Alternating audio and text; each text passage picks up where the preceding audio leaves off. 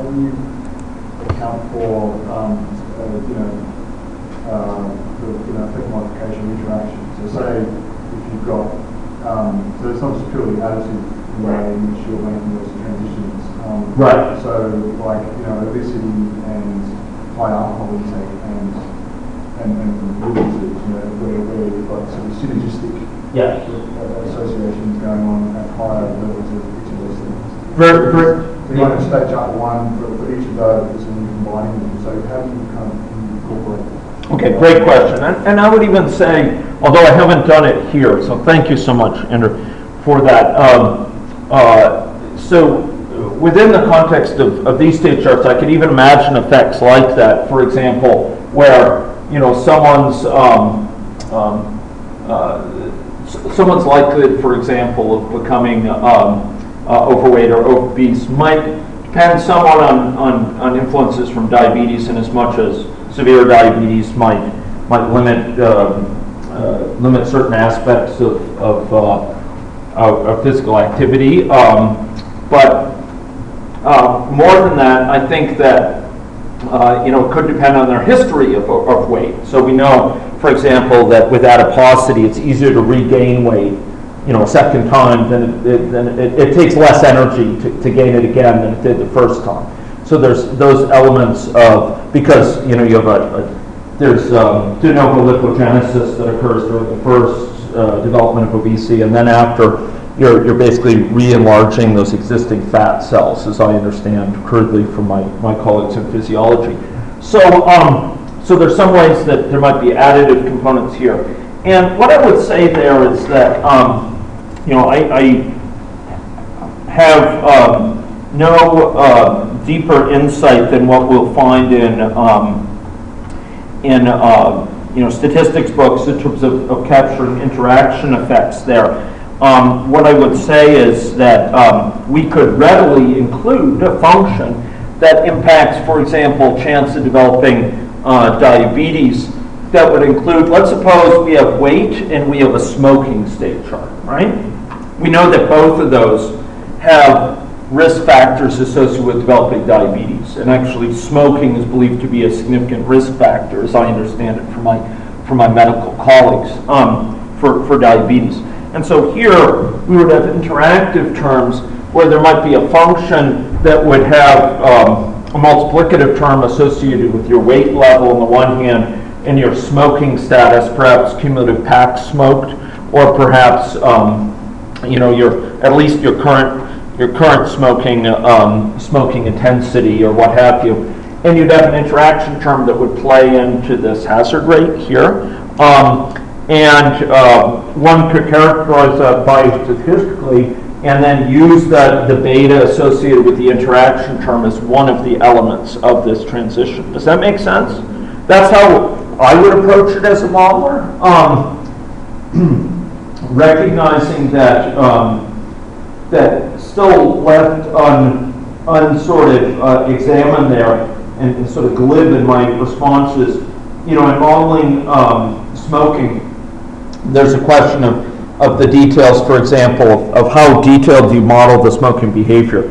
Do you characterize individual uses of cigarettes? Do you characterize just classification to non-smoker, never smoker, current smoker, former smoker? Do you distinguish different levels of former smoker? All those are possible, but we want to think about what the requisite level of detail would be. And similarly for the weight status. It may be that we want to make use of a weight status, obesity class 1, 2, 3, that would, for example, capture adequately these interactive effects.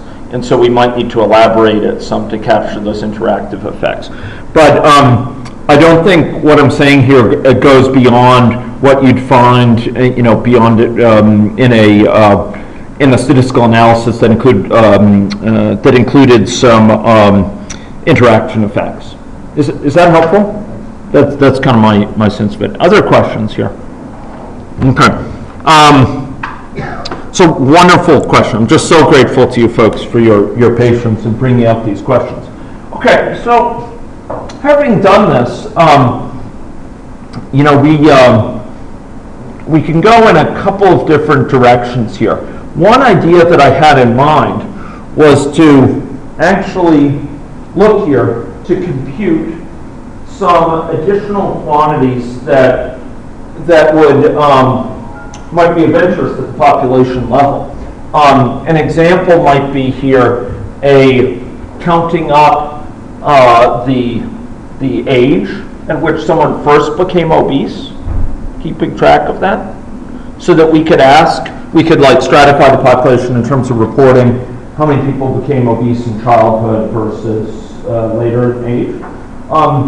Another thing that we could do is to keep track, per the work we've done with the NCDS data from England, look at cumulative obesity dose. How long have you remained obese or overweight, for example?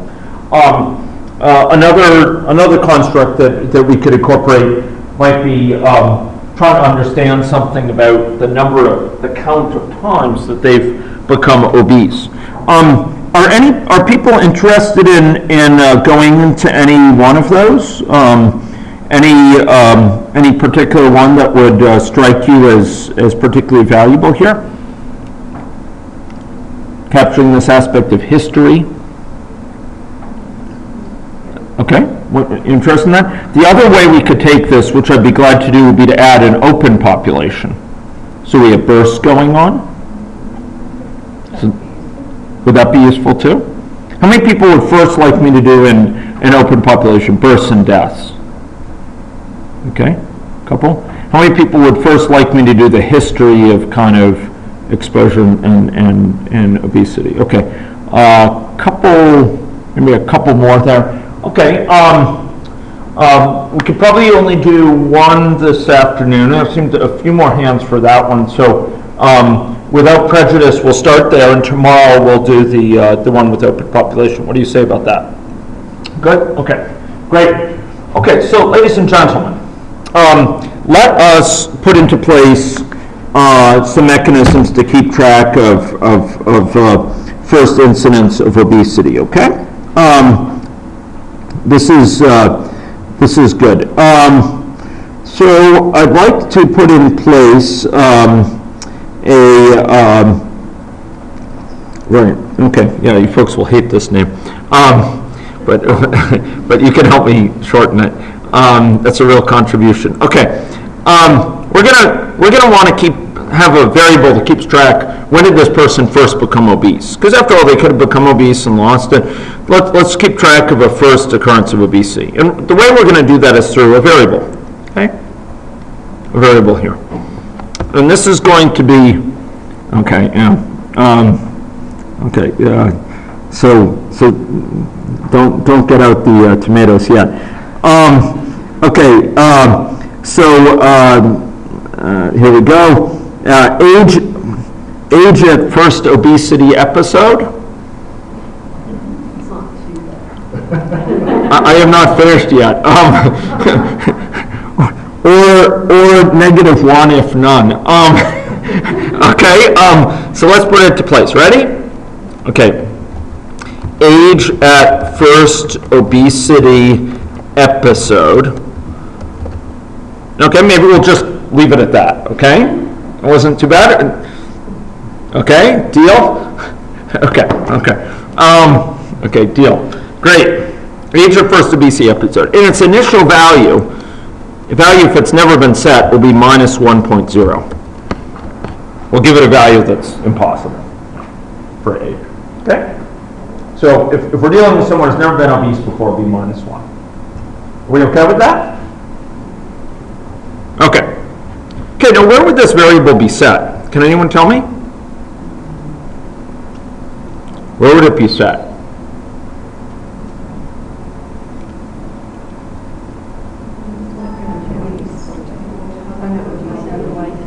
Yeah, so we could associate with this transition. That would be one possibility. We could give it when this transition occurs. In the action associated with that transition, we could assign it to be what? To be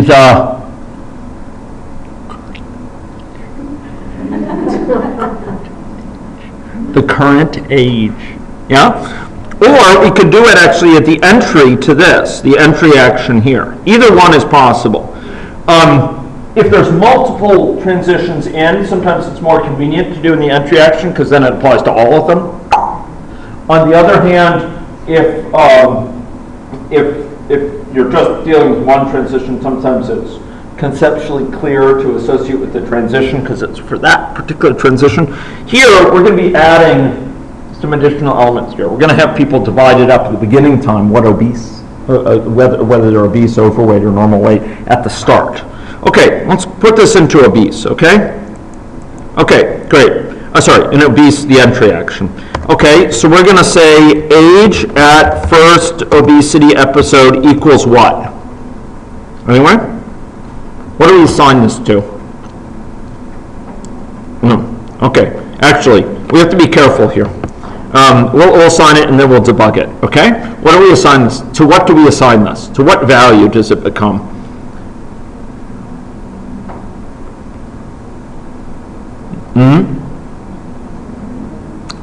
What would I assign this to? Suppose this is my first time becoming obese. From now on, what value does this have to have for the rest of my life? I need to assign it right now to what? The current age. Excellent. Okay. Sorry, I screwed that up. Okay. Current age. Okay? People okay with that? It's my current age. Great. Okay, now, is this going to be correct, though? What am I missing? There's a bug in my reasoning. In my jet lag-addled mind, I missed something in my first impulse. What is it? Exactly. So this posits age at first obesity episode, but right now it's just function as age at most recent obesity episode, which is a rather different construct. So I've just introduced a bug. And now, ladies and gentlemen, I propose to fix it. Are you okay with that? Okay. So, ladies and gentlemen, how would I fix that? Maybe I should have said, now I propose for you to fix it. Okay, how would you fix that? Well, we would make this assignment contingent, right? Well, on what would it be contingent? We'd only make this assignment if it's the first time. And how can we tell it's the first time? Yeah, so for example, if this thing equals -1, remember? If we've never assigned to it before, if there's no previous case where we had an age at first obesity episode, then we'll assign it. Now, notice I just did something. And this thing is important. I know you think, maybe I should say, I know you know that we geeks are an odd lot. And you may look at what we produce and say, like, why are there those spaces in there? Why did he put this space here? Well, it's really important you put indentation in here to indicate that this statement is contingent upon this.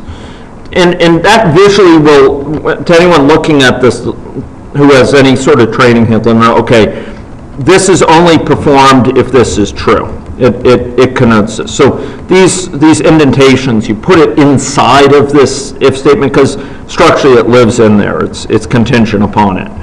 It's subservient to this check. Okay? So if I come into here and I haven't yet ever before become obese, that's what this is, then I'm going to assign to my first obesity episode. Does that make sense? Okay, you want to run this thing? What do you think? Yes? What if you started there? What if I? Started with these groups. Oh, what did I start? Oh, what if you started there? Yeah. So, great question. And I'm actually going that direction, and that's why I put it in this entry action. Because if you start there, now this is a key point, but I guess I should make this explicit. Right now, where are people starting? When they flow in, where are they starting? Everyone is starting a certain place right now. Yeah, normal and underweight. They're all starting because it just comes in here. But we will soon remedy that. And if they start there, then what it's going to do is it's going to assign it at that age. And arguably, we should have it assign it to a different distinguished value that's like, unknown or something like that, NA. But for now, we're going to leave that, and if they start there, we'll just treat that as being the age of the initial obesity episode. But that's a very subtle question. In general, it brings home to the fact that when you start in a state, you don't know what happened before that, often. And either you fill in some data, or you, with some imputed values, as it were, some placeholder values, or you indicate, I don't know what the situation was before there. And I'm not sure I'm going to do this full justice, but we could assign it another distinguished value that says unknown, and we could check for that. And if it's neither of that, we'll basically view it as if it's either -1 or it's that other value, we won't assign to it. Very good question. That's a really top-notch question. But all the questions I hear are I'm very happy with. Okay, great. So are we ready to try this? Okay, and we're going to have some fun in just a minute. Okay, as if that's not fun. Okay, so what happens when you compile this thing? Is it a happy camper? Okay, Dylan? I think a deployment may be required. Okay, who needs Nolian help? Okay, okay, perhaps I misspoke. Okay, ladies and gentlemen, you notice here that this is a person, has this person been obese before? We're going to run this. Oh, look at that. They became obese at 57.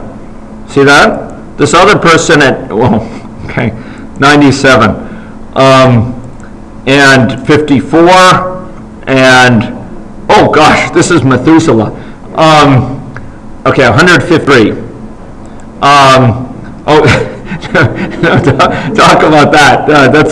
That's a ripe old age. 300 years.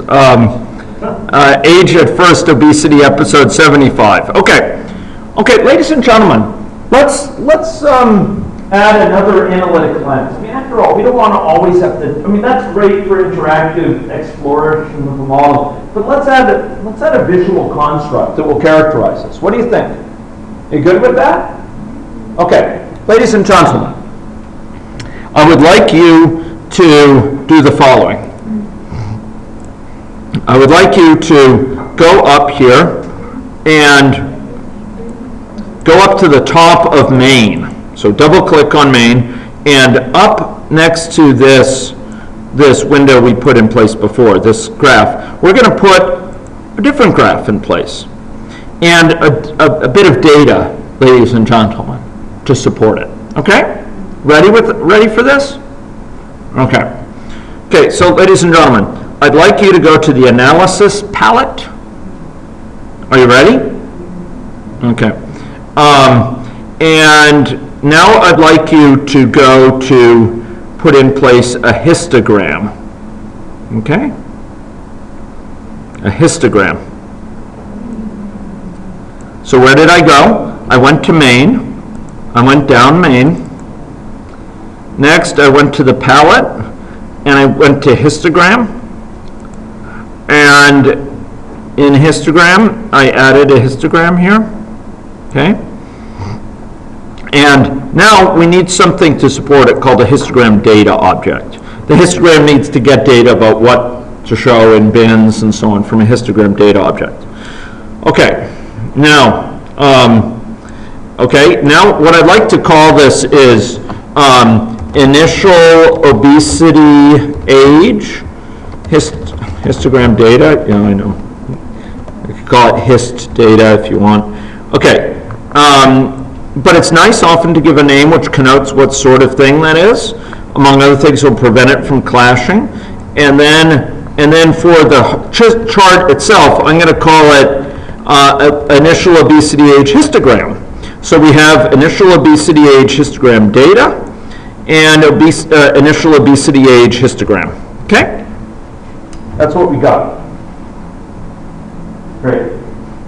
Okay. And now we're going to put into place some mechanisms for recording that, okay? Are people ready? Okay, so, ladies and gentlemen, for the chart, I'd like to do add histogram data. Select the chart and do add histogram data here, okay? And what we're going to put into place here is we're going to call it initial age of obesity, okay? And you notice it says confusingly, and I regret this, histogram. You actually want to tell it initial obesity age histogram data, the histogram data object. Initial obesity age histogram data. Just like that. Okay? That's what we want. Are you comfortable with that? Okay. Great. Okay? Are you okay with that? Okay. Ladies and gentlemen, you're doing really well, and I want to communicate my gratefulness for your patience, for your tolerance, and for your contributions and questions. Okay, are we ready for this? Okay, now, we're going to put into place, so I have a secret hidden agenda here. I'm trying to teach you analogical, I'm trying to teach you about sort of principles of this modeling. I'm trying to build the basic skills, and I'm slowly expanding your comfort zone. I hope. I'm slowly expanding your range of familiarity with any logic construct. So we're going to add in another construct. Throw that in. And it comes, ladies and gentlemen, from the agent area of the palette. In its name, ladies and gentlemen, is the event. So we're going to call this event record initial obesity age histogram. Oh, I know you'll hate that. Okay. Record initial obesity age histogram. Well, look, you're not going to have a lot of confusion about what that's about. Okay.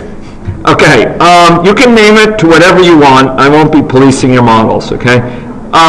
You can just use a convention that works for you. Okay. This is an event. This event will fire off at one or more times. Are you with me? Okay, that's great. That's great. Okay, so let me rehearse what I did again. What I did is I went and I added initial histogram age histogram data. This was a histogram data object from here. That's what I first did. Then I added this histogram. That's this histogram chart itself. And then I did a plus add histogram data, and I called it initial age of obesity. And I told it, hey, for your data, use this guy here, this histogram data. Are we okay? We okay? So the data actually live in this histogram data. We'll be able to export it to Excel and good stuff. But the histogram chart depends on this. Are we okay? Okay? Okay? Okay? Who needs the Nolian help? I lost my console. Oh, you lost the what? I lost it, but it's not back. Okay.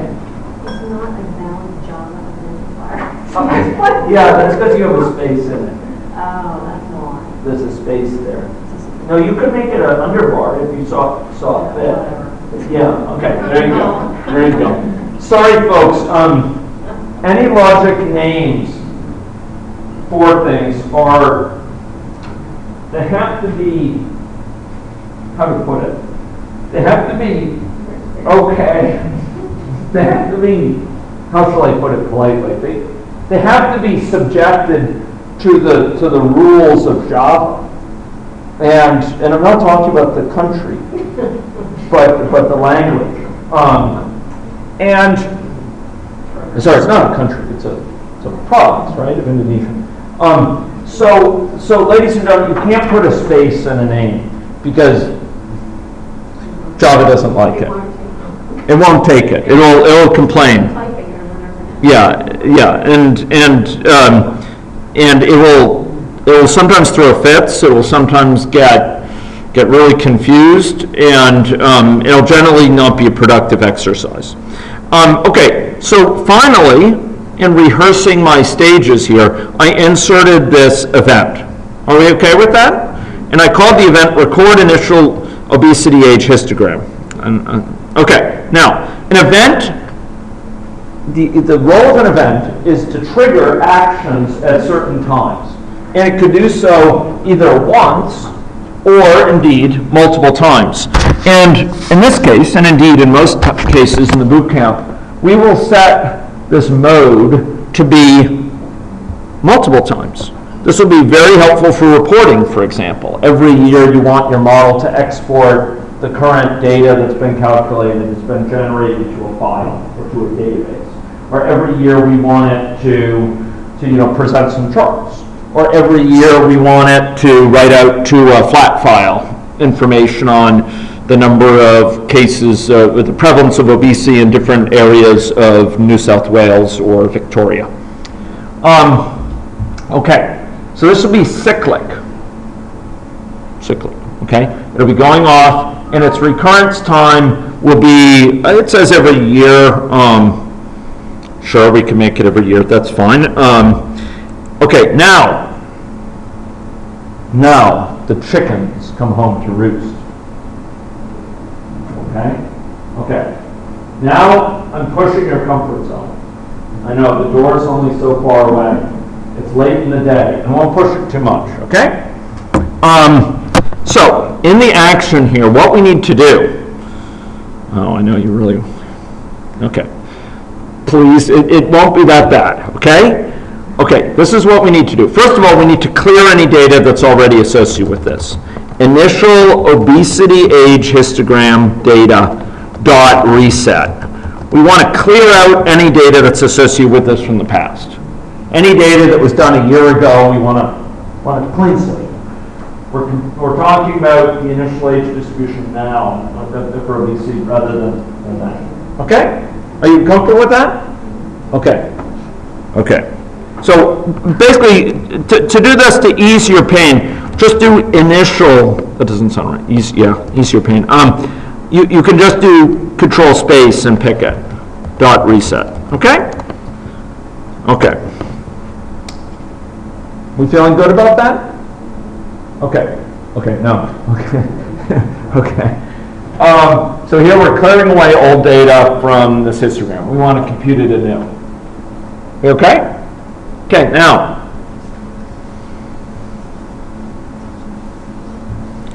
Okay, I'm trying to figure out what's the least painful way of doing this. There's two ways. Each of them have their trade-offs.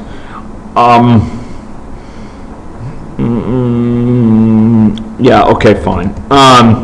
For each person in the population, for each person called person, lowercase, or we could call them P if you want to, but I kind of like person, in the population, okay? For each person in the population, what we want to do is we want to add their initial obesity age into this data. Initial obesity age, histogram data, we want to add into that for that person is their initial obesity age. If we have a person, where do we find their initial obesity age? What do we ask for? We ask for this variable. Remember that? That was the variable we created. Remember that?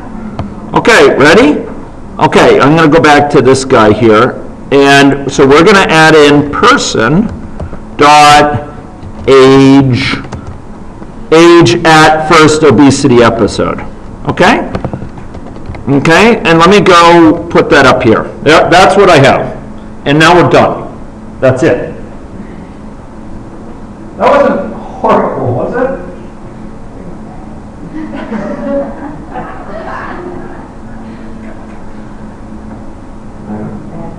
Yeah.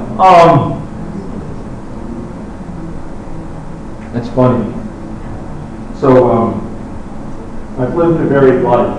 And at one point in my life, I don't remember Jeff even about this, I was a field school instructor in paleontology, paleoanthropology field camp in northern Kenya. and we were doing human origins research, and there was a pattern within the field camp. Basically, the area had a lot of poisonous snakes. I know here in Australia you're not unfamiliar with poisonous snakes, but in this area there were spitting cobras and types of pit vipers, I think, and other types of snakes. I almost stepped on one once. I know some of you may be wishing I had been successful, but anyway, the point is that in this camp, if you shouted snake, about half the people would run away, and about half the people would run towards it. And so it is with this sort of stuff. I think some people like it, some people don't. Okay, so what are we doing here? We're resetting all the data that we had. We clean the slate. We're reporting for this year. We're reporting now. What's this histogram? And now going through each person in the population, and for that person, we find out their age at their first obesity episode, and we add it into the histogram data. And it will take care of displaying it then. Yes, question? So for the first line of that, it says for the person in the population. So why do you need to add again, dot add person dot? So you're saying... Okay, so this is going through each person in the population, and Jeff will like this. Person 1, column person. Person 2, column person. Person 3, we're going to call them person. And for each of those people, we're going to perform this action. So for the first person, we're going to find out their age at the first obesity episode and add it into the histogram data object. So that first, the add, the person after the add is just saying for that person. Yeah, this is just so this is saying, hey, that person back there, what's their age at their first obesity episode? And so this is getting from them their age at the first obesity episode. This dot is like almost an apostrophe. It's like their age at first obesity episode. That's what that dot can be interpreted as. Saying their one of that person. That's what this is getting. It's getting back a number for that person. That's their age at that first obesity episode. And then we're adding that number into the histogram. Does that make sense? Are people okay with that? I know I've stretched your comfort zone. So why the first one capital? Oh, this one here? Because this is referring, okay, so each person we're calling lowercase person. This is, we're saying each of those persons is a member of this group, of this class. Person with a capital P. That's the theory of personhood. That's this person here. Okay? That's this person here. Person, capital P. You see that? That's the person. That's why we're saying it's referring, they're a person. If we were looping through deer, we'd have to say deer this. So if it was for kangaroos, we'd say, I know, kangaroo K in the population, right? Or say roo R. Right? And that's why we need a capital. This is a particular person, and it's of type person. Does that make sense? Can we run this thing? You want to see it? Okay. You ready to run it? What do you think will happen? Okay. Here we go. And watch this. Watch this. Look at what's going on here, folks. Interpret for me what's going on. Okay? Okay, do you see what's happening here?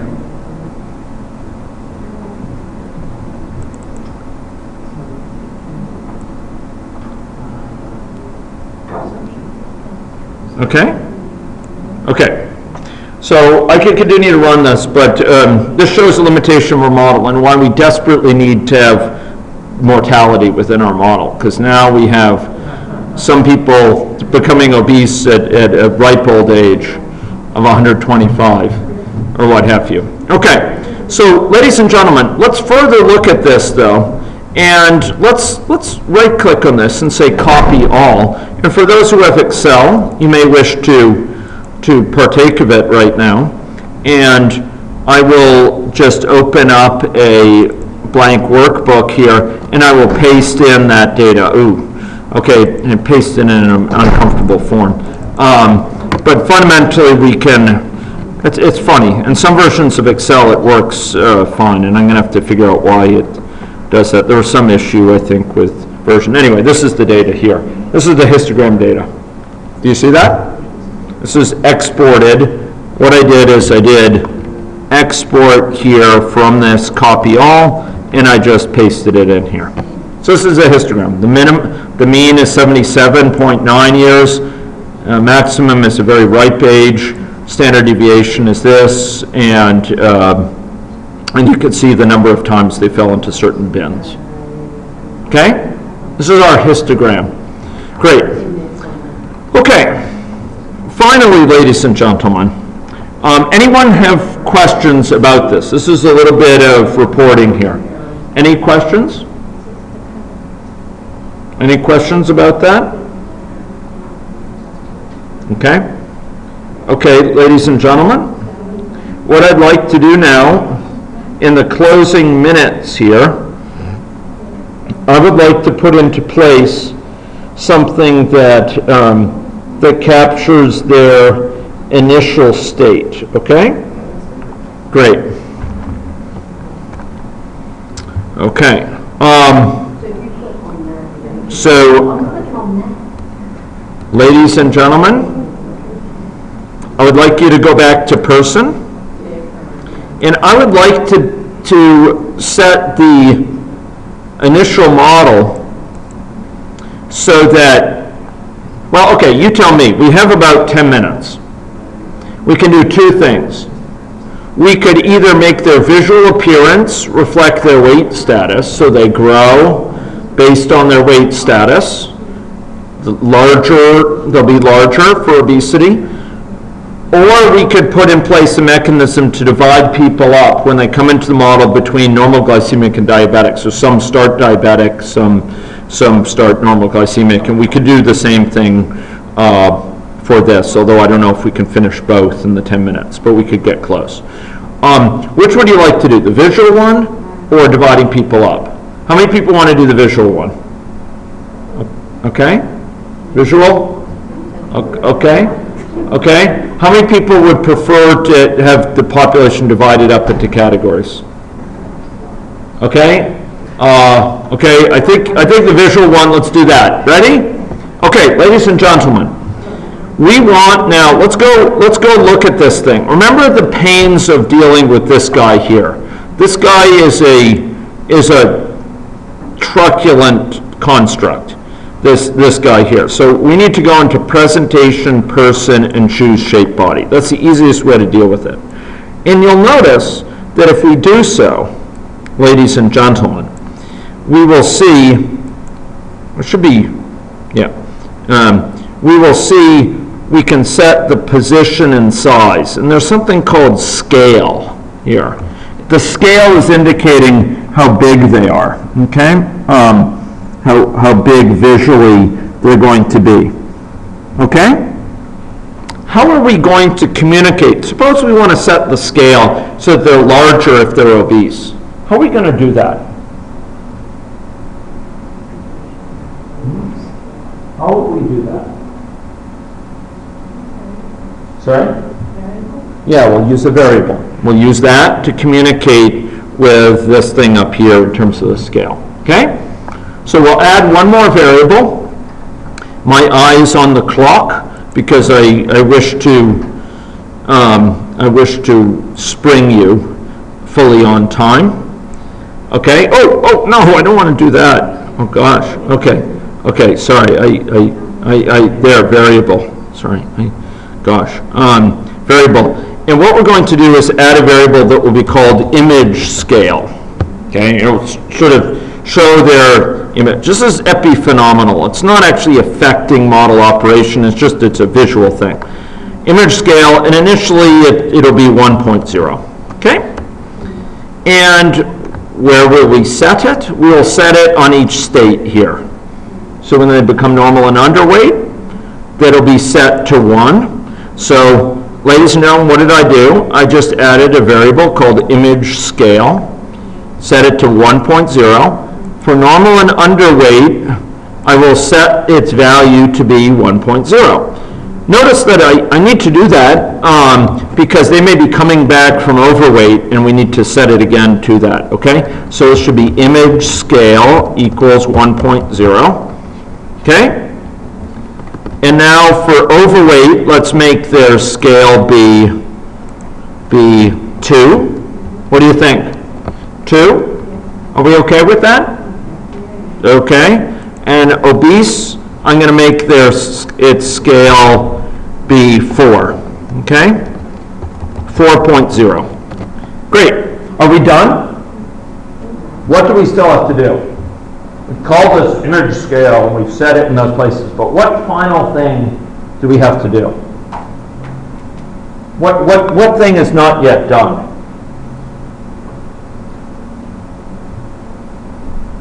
What thing is yet to be finished?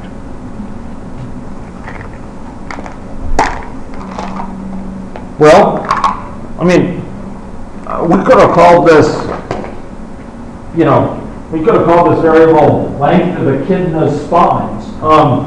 And right now, does it actually enforce that to be the image scale? No. To make it the image scale, what we need to do is to go to the shape body, and what do we have to set there for scale X? We need to set, what do we need to set here?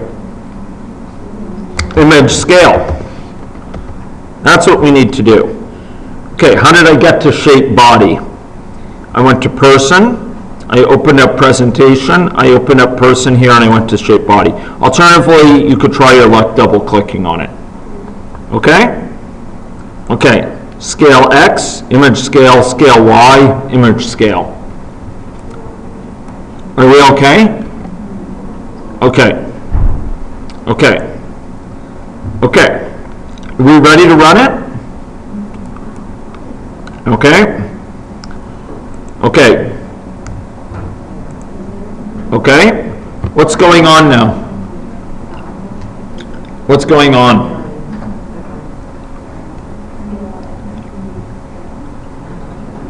Ladies and gentlemen,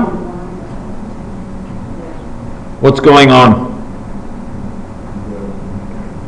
We have individuals who are obese. And you notice there's a preponderance of diabetes amongst individuals who are obese. They can sometimes lose weight following that, but we see that there's some covariation there between those two. Okay? Now we can put in place, in the minutes remaining, we could put in place some additional mechanisms. We could put in place a pie chart, for example. It would show the breakdown by weight status for those who are diabetic versus non-diabetic, 2 pie charts. But I want to show you something tomorrow I want to show you something as a peek for tomorrow, because I'm afraid secretly that many of you will not return. Okay? So let me tempt you with something that may cause hearts to aflutter and pulses to race. Can I show it to you? Okay. No, and I don't mean that they're racing because you're afraid of it. Okay. So, ladies and gentlemen, I would like you to go to Maine. This is going to be the final little bit because I still have 5 minutes left. Okay? And this will give you a hint as to what's coming tomorrow. I know. It's like the headlights of a train, right? No, believe me, it's not bad. You folks have been troopers, and I want to reward you. Okay? Okay, ready? Are you ready for this? This ain't too bad. Ready? Okay. First, go to Maine, and now within Maine, I would like you to scroll down to space and network. It may be initially sort of closed, in which case you can open it. Do you see that? See network? Yeah? Space and network? Okay. Okay, now, I would like you do you see that? Okay. I would like you for network type to choose distance-based. Okay? You see that? Distance-based. Okay? And I'd like you to choose a connection range of 100. Okay? Connection range of 100. So I went to main. I scrolled down to space and networks. I chose network type distance-based connection range of 100. Are we okay? Well, I'm doing it so it'll be visually pleasant. We'll talk about some theory about what this means tomorrow. Okay? So this will connect any two individuals, person A, person B, will be connected if and only if they lie within 100 units of distance of each other. Actually, the units of distance here are pixels. The units of distance are defined up in main. You'll notice there's 1 meter equals 10 pixels. And this is actually a connection range in pixels, but there are other things we'll do it in, and you can convert it to distance. Okay, great. Are we comfortable with that for right now? And let's finish this up. Go to person here. Okay. Let's go to person. And in person, go to connections. Connections here. Do you see that? Okay, and I'd like you to click this thing, draw line connecting agents. How did I do that? I went to person. Make sure you're in person. I scrolled up a little bit here for connections, and I went down, ladies and gentlemen, to the animation area, and I had to expand it. Animation. And I'd like you to do draw line connecting agents. Do you see that? Do you see that? Okay, great. Great. Okay. So, ladies and gentlemen, I'd like you to run this model now. Okay, and now you will see people characterized and ensconced in social networks. These networks, in this particular case, I've made them distance-based. They're mediated by distance. There exists propinquity. People who are nearby in space are more likely to be connected together via network connections. Such as might be the case, for example, with familial connections or workplace connections. You're connected to people who are located nearby you. And we could have mobility also. But here we have an individual connected with several neighbors in such a way that their behavior and their risk factors, their behavioral risk factors, their norms, attitudes, beliefs, might be affected by their neighbors. And these dynamics are now occurring in the context of networks. Finally, I would like to close this. I would like to go back to main, and in a final triumph, well, it's not a triumph for the day, but a final bit of learning for the day. I know. One more bit packed in there. Ready? I've got 1 minute left, okay? I'd like you to go to main. I'd like you to go to palette, okay? And ladies and gentlemen, I would like to do something that will challenge some people's assumptions. I would like to add a parameter to main. And this parameter will be called population size. Okay? Population size. Now, this is very important.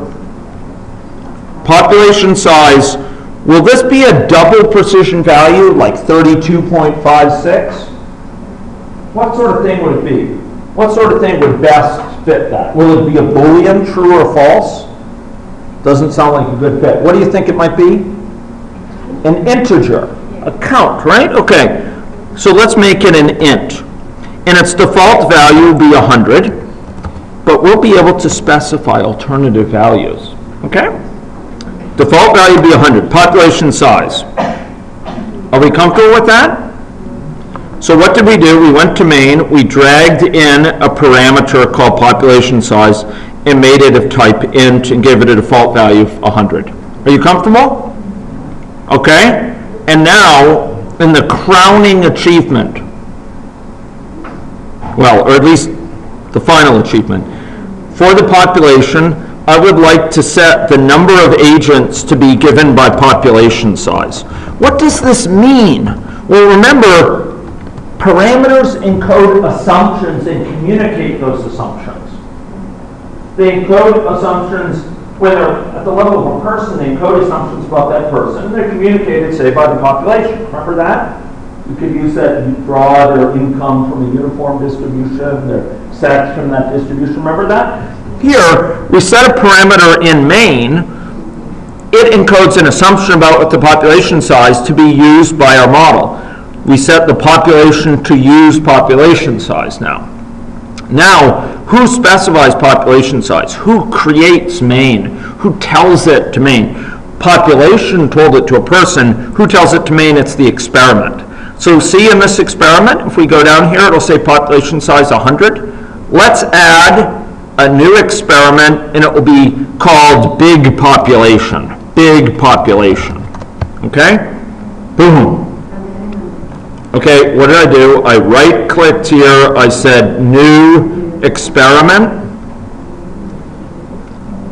We're going to be using this critically to look at different interventions. We're going to have different experiments for different interventions. The experiment is associated with running a scenario with the model, with certain assumptions. And these assumptions, ladies and gentlemen, are communicated with parameters.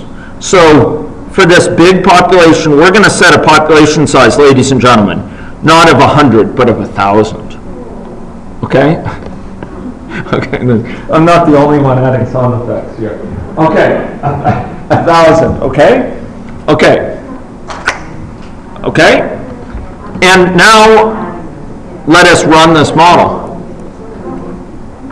So note what I've done, ladies. This is very important. We want to use different experiments to run the model with different assumptions. We've done this here with just this one case of a parameter size. But in general, we'll do it with several things. We'll say maybe for this run, put this intervention in effect, or assume this about demographic profile, or assume this about assume this about the population. So now we have a very large population size. In fact, it is filling the screen with its Christmas-themed colors. So here we have a large population. Alternatively, we could have a small population. We could put in place a very small population that would be, small population here, and make it perhaps just 50 people. And we could run it with that. So here, experiments, we find out, can be used to run the model with different assumptions where those assumptions are communicated by parameters. So starting tomorrow, we're going to be putting a strong emphasis on parameters that live in main. Why? Mark my words, because those parameters will just be specified by experiments. We'll be able to run the model with different assumptions as encoded by those parameters. Does that make sense? Okay. That's all for today. I'm grateful for your patience. I'm grateful for your tolerance. I am grateful for your questions, and I am grateful for your courage. Encourage in returning tomorrow. And we'll have a lot more excitement in turn. Okay? Thank you very much. Tomorrow we will turn our attention to more reporting, to networks, some aspects of spatial context, and to our first look at some health economics measures combined with this model. So thanks very much, and we'll see you 8:30 tomorrow morning. Thank you.